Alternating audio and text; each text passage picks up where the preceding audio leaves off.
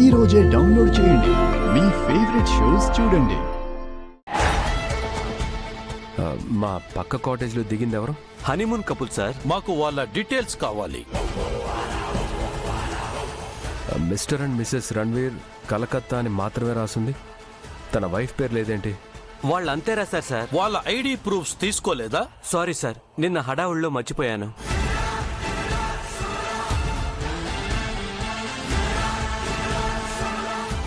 నువ్వెక్కడికి వెళ్తున్నావు? నేను కూడా రణ్వీర్ వైఫ్ ని చూడాలని చెప్పాను కదండి.